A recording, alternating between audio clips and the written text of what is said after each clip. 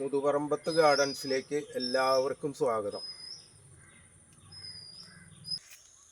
കവുങ്ങ് കൃഷിയുടെ പ്രാധാന്യം ഇപ്പോഴും കുറഞ്ഞിട്ടില്ല. പ്രത്യേകിച്ച് ഈ ഞങ്ങളുടെ നാട്ടിൽ ചാലിശ്ശേരി മറ്റ് സംസ്ഥാനങ്ങളിൽ തന്നെ അറിയപ്പെടുന്നത് അടയ്ക്കയുടെ കേന്ദ്രം എന്നുള്ള നിലയ്ക്കാണ്. കാരണം ഇവിടെ വളരെ പണ്ടുകാലം മുതൽക്ക് തന്നെ ഇതിൻ്റെ ഒരു അർദ്ധ സംസ്കരണ കേന്ദ്രം ആയിട്ട് ഉള്ള വലിയ വലിയ കമ്പനികളൊക്കെ ഇവിടെ ഉണ്ടായിരുന്നു.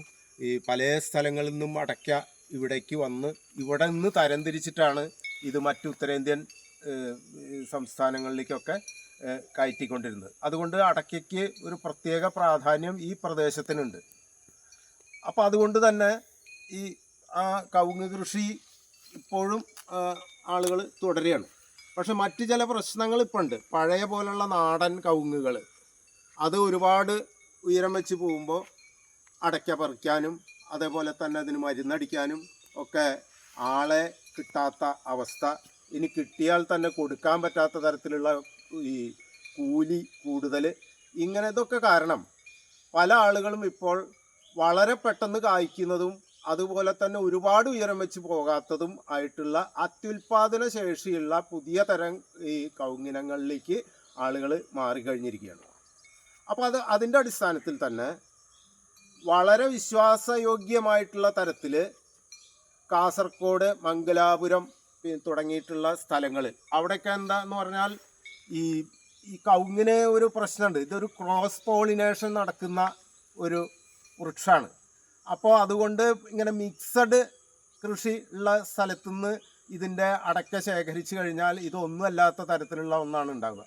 അപ്പോൾ അതുകൊണ്ട് തന്നെ ഈ മംഗലാപുരത്തൊക്കെ എന്ന് പറഞ്ഞാൽ ഒരേ ഇനം തന്നെ 50 ഏക്കറും 100 ഏക്കറും ആയിട്ട് കൃഷി ചെയ്യുന്ന വലിയ വലിയ തോട്ടങ്ങളുണ്ട്.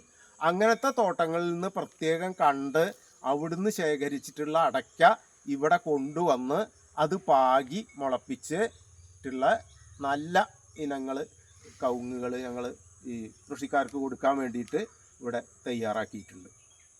ഇതാണ് മോഹിത് നഗർ എന്ന് പറയുന്ന കവുങ്ങ്. ഇത് പശ്ചിമ ബംഗാളാണ് ഇതിൻ്റെ സ്വദേശം. നല്ല പ്രതിരോധ ശേഷിയുണ്ട്. അതുപോലെ തന്നെ ഈ അടയ്ക്ക ഈ ആദ്യകാലത്ത് മംഗള എന്ന് പറയുന്ന ഒരു അടയ്ക്ക ഇറങ്ങിയായിരുന്നു. അത് പല കൃഷിക്കാരും വെച്ച് പരാജയപ്പെട്ട്. കാരണം തീരെ വെയിറ്റ് ഇല്ലാത്ത ഉള്ളു പൊള്ളയായിട്ടുള്ള ഒരു തരം അടയ്ക്ക. അങ്ങനെ ആ കൃഷി ആളുകൾ മാറ്റി. പക്ഷേ ഇത് അതുപോലെയല്ല, നല്ല വെയിറ്റ് കിട്ടുന്ന നമ്മുടെ സാധാരണ നാടൻ അടയ്ക്കയേക്കാൾ കൂടുതൽ വെയിറ്റ് കിട്ടുന്നതും വളരെ പെട്ടെന്ന് 3-ാം കൊല്ലത്തിലും 4-ാം കൊല്ലത്തിലും ഒക്കെ ആയിട്ട് കായ്ക്കുന്നതും ഒരുപാട് ഉയരം വെച്ച് പോവാത്തതും ആയിട്ടുള്ള ഒരിനമാണ് ഈ മോഹിത് നഗർ. ഇന്റർസി മംഗള എന്ന് പറയുന്ന ഇനം. ഇത് നേരത്തെ സൂചിപ്പിച്ച മംഗള എന്ന ആ കവുങ്ങിനത്തിൽ നിന്ന് പ്രത്യേകം ബ്രീഡ് ചെയ്തിട്ട് എടുത്തിട്ടുള്ളതാണ്. ഇത് വളരെ പെട്ടെന്ന് കായ്ക്കും, അധികം ഉയരം വയ്ക്കില്ല.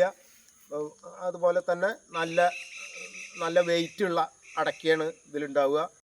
ഇത് ഇന്റർമോഹിത് എന്ന് പറയുന്ന കവുങ്ങാണ്.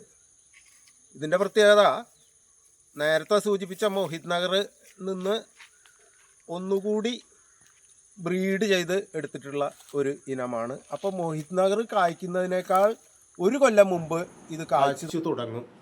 ഇത് കൂടാതെ സൈഗോൺ അഥവാ ശ്രീമംഗള എന്ന് പറയുന്ന ഒരു ഇനം ഉണ്ട്. അതും ഞങ്ങളുടെ കൈവശം അതിൻ്റെ തൈകളുണ്ട്. അതേപോലെ തന്നെ രത്നഗിരി എന്ന് പറയുന്ന ഇനം. ഈ രത്നഗിരിയും സൈഗോണൊക്കെ എന്താണെന്ന് വെച്ചാൽ അതിൻ്റെ ഒരു പ്രത്യേകത ഈ ജലസേചനം ഒരു അല്പം കുറഞ്ഞു പോയാലും അതിന് വലിയ പ്രശ്നമില്ല.